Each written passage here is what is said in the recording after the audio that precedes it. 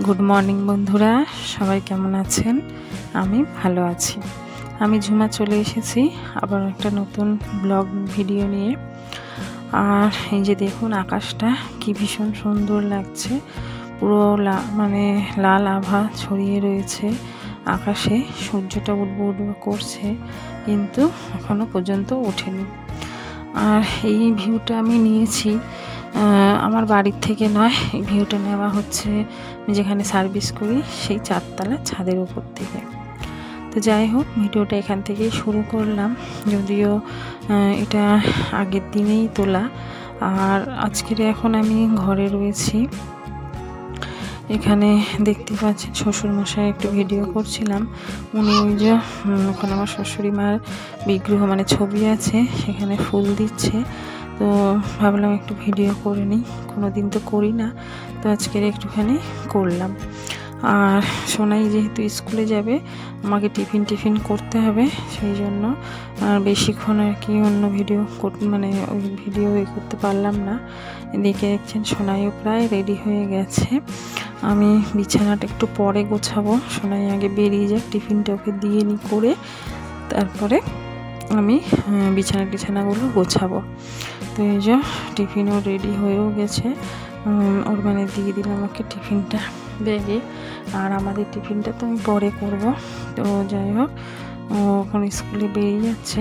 আর বাইরেটা এই যে দেখুন, সূর্যটা হালকা হালকা উঠেছে, রোদটা, আর চারদিকটা কুয়াশায় ভীষণভাবে ঢেকে রয়েছে।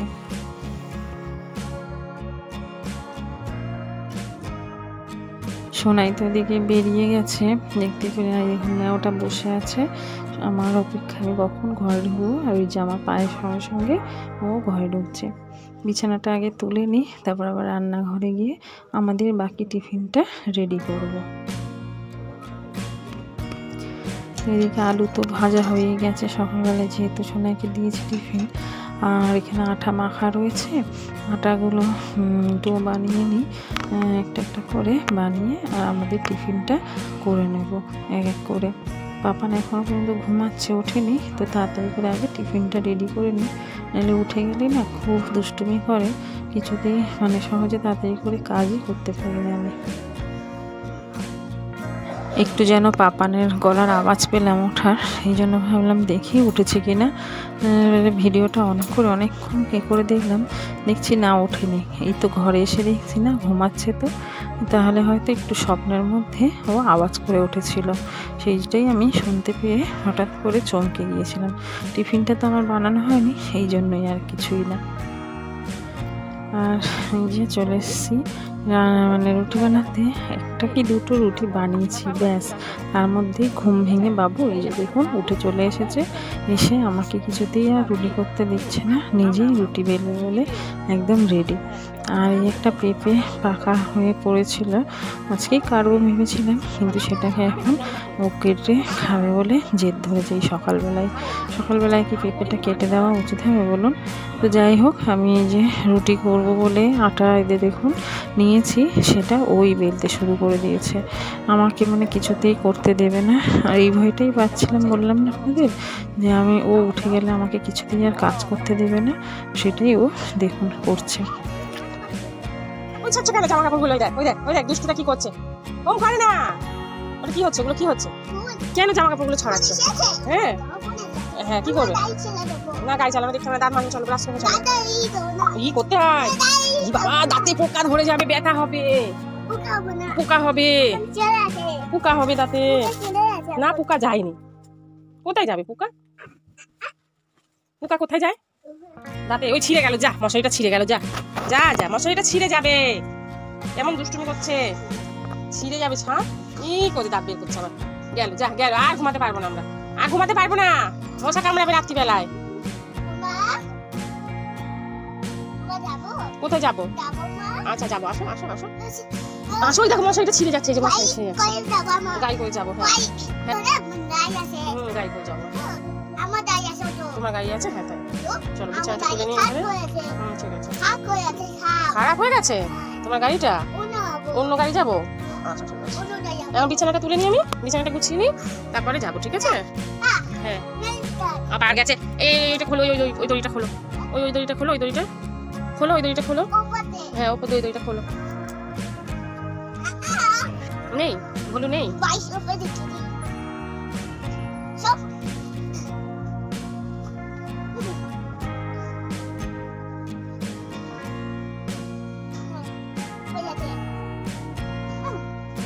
ব্যাস ব্যাস আর না, ওগুলো তো গোছানো আছে, কেন ওগুলোকে নিয়ে ছড়াছড়ি করছো? দেখছো হয়ে গেছে, চলো থাক আর না, আমি এগুলো ভাজ করি। প্রথমে তো গিয়ে দুষ্টুমি শুরু করলো আমার রান্নার ওখানে গিয়ে, রুটি করতেই দিচ্ছিল না। এখন আবার ঘরে এসেছি বিছানাটা গুছাতে, সেখানে এসে ওই দেখুন সমস্ত বিছানার জামা কাপড় কাঁথা কাপড় সব নিয়ে মশারির উপাসে জড়ো করেছে। সবাইকে নাকি মশা কামড়াচ্ছে, সেই জন্য সব নিয়ে ওখানে জড়ো করেছে। আর আমাকে একটা কিচ্ছু ধরতে দিচ্ছে না, গোছাতেও দিচ্ছে না। ওই দেখুন নিজেও মশারির মধ্যে ঢুকে বসে পড়লো, মানে কিছুতেই আমাকে বিছানাটা গোছাতে দিচ্ছে না, মশারি তুলতে দিচ্ছে না। আর দাঁত মাজতে বলছি সেটাও পর্যন্ত করছে না, কন্টিনিউ দুষ্টুমি করে যাচ্ছে আর দৌড়াদৌড়ি করে যাচ্ছে। দেখতে পাচ্ছেন? জুতো পরো, পরো বেটা, জুতোটা পরে নাও, পায়ে ঠান্ডা লাগে। আগে তুমি জুতোটা পরো। আচ্ছা ঠিক আছে, তুমি জুতো পরো, জুতোটা পরে নাও। চলো দাঁত মাজো, তাড়াতাড়ি দাঁত মেজে না ই করে থু করো। তো অনেক কষ্টে একটু দাঁত মাজতে রাজি করাতে পেরেছি, কারণ ওই যে আমি ব্রাশটা নিয়েছি মাজবো বলে, তাই ও মাজবে তাই নিয়েছে। আর আমার দাঁত মাজা হয়ে মুখ ধোয়া হয়ে যাওয়ার পরে যে ওর দাদার সাথে দেখুন রোদে একটু বসেছে, তাও আবার মাথায় টুপি পরে, টুপি ছাড়া বসবে না রোদে। আর এদিকে আমি একটু জল ভরে নিচ্ছি ঘরে, আর বসুকও, তার মধ্যে আমার জলটা তোলা হয়ে গেলে দুজনকে খেতে দিয়ে দেবো টিফিনটা। ওদের দুজনকে দিয়ে দিয়েছি, সাথে আমিও নিয়ে নিয়েছি রুটি আলু ভাজা আর একটু চা। আর এই যে ওকে দিয়েছি দেখুন টিফিন কারি আছে, এই যে খাপ খাপ, ও এই টিফিন কারিতে নেবে, কেন না ও টিফিন নিয়ে যাবে স্কুলে, সেই জন্য।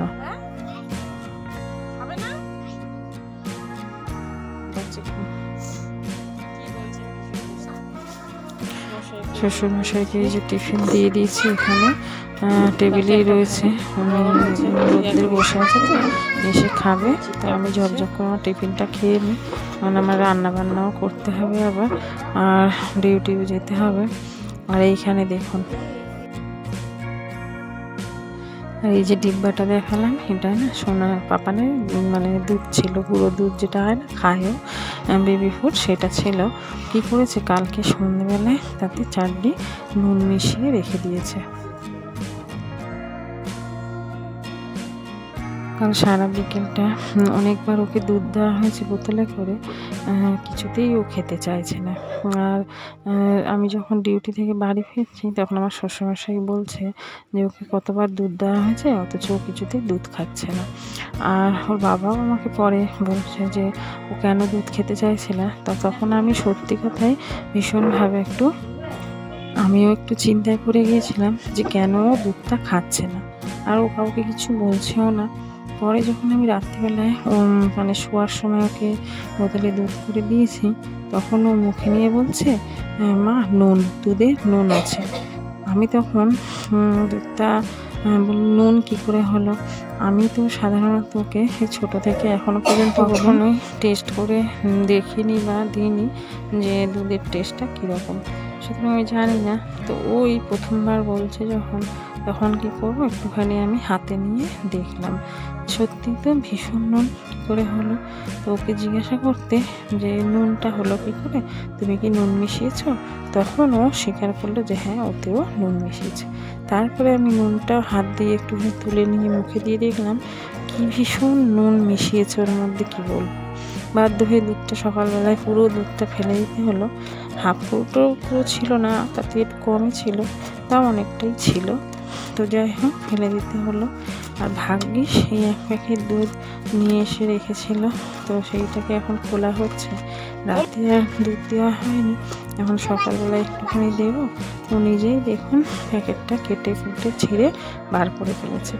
এদিকে কিছু কাঁচা ভিজিয়ে রেখেছিলাম, সেগুলোকে কাচবো একটু পরেই।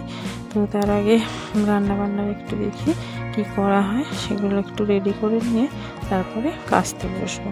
এই যে সবজিগুলো বার করে নিয়েছি, কেটে নেব। আর এখানে ভাত আর ডালটা বসিয়ে দিয়েছি।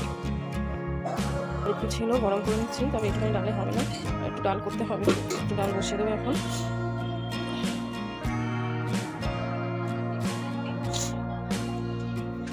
কি করছিস? জলগুলো ফেলে না, তারপর একটা দুষ্টুমি করে যাচ্ছে। নিচে জলগুলো তো পড়ে যাচ্ছে, সর।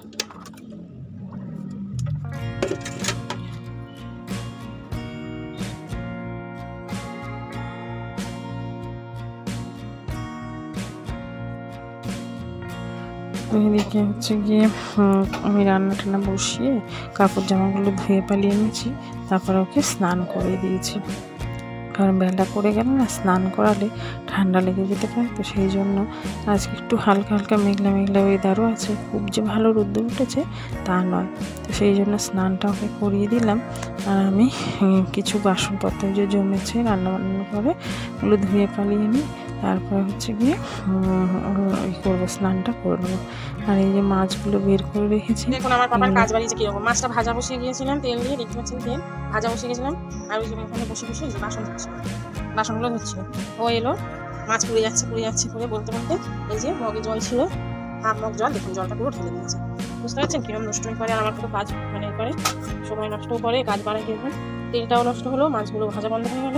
এখন আমার মাছ এই দেখুন ভাজা করতে বাকি হচ্ছে, তারপরে যদি রান্না করবো তার আগে দেখুন মাছে জল ঢেলে দিয়েছে। যেই এসেছে উনি দৌড়ে পালিয়েছে। মানে এর আমি কী করবো বলুন তো।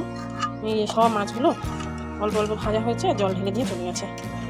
এত দুষ্টুমি করে বলুন এক সময়, বুঝছেন। মাছগুলো ওই পিঠ একটু একটু ভাজা হয়েছে, আর এসে উনি একবার জল ঢেলে দিয়ে চলে গেল। আমার এইরকম ধরনের কাজ যদি সারাক্ষণ করতে থাকে, বলতে পারেন কী করবো আমি। তেলটা কতটা নষ্ট হলো, আমার সময়ও নষ্ট করছে।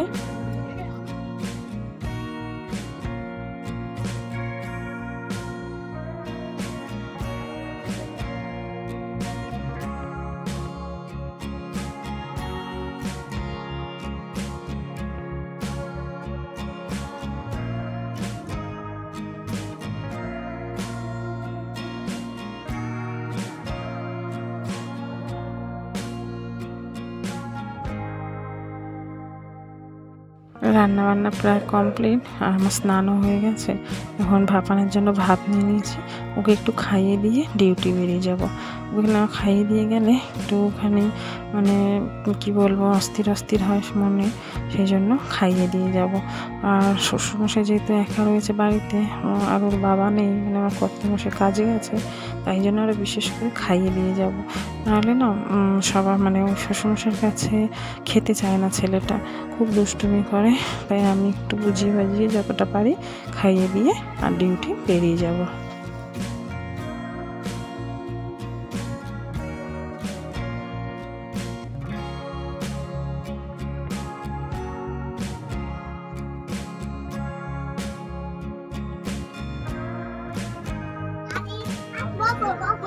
বসবে বসবে নিচে খাট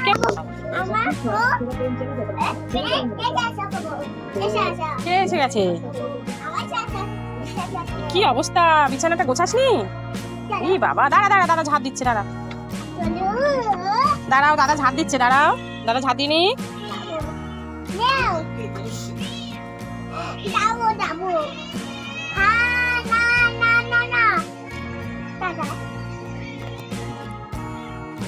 ডিউটি থেকে বাড়ি চলে এসেছি, এখন বাজে ওই 9টা 10-15 এরকম। মাঝখানে আর আপনাদের সাথে কোনো ভিডিও করে কথা বলা হয়নি। আর এসেই দেখছি যে দেখুন কি দুষ্টুমি করছে, ঘরে মুড়ি টুড়ি ছড়িয়ে একাকার করেছে, বিছানাটাও ছড়িয়ে রেখেছে। তো এসে দেখছি সোনাই একটু ঝাঁটটার দিচ্ছে। তো যাই হোক বিছানাপত্রটা আমি গুছিয়ে ফেলি। আর এই দুষ্টুটা দেখুন যেমন দুষ্টুমি করছে তেমনি ম্যাওটা শুধু আমার পাশে ঘুরে যাচ্ছে। আর দুষ্টুটাও একদম ম্যাওটাকে আমার কাছে আসতে দিচ্ছে না। যাই হোক বিছানাপত্র গুছিয়ে নিই।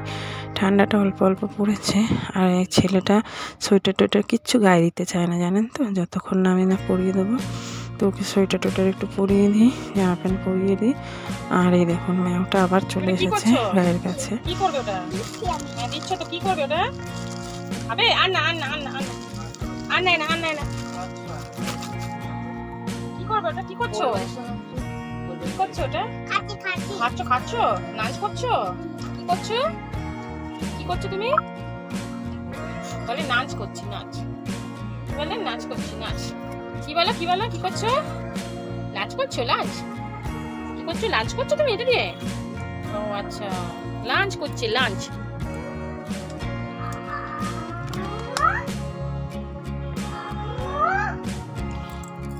বারণ করলাম তো, কেন এগুলো কাটছো?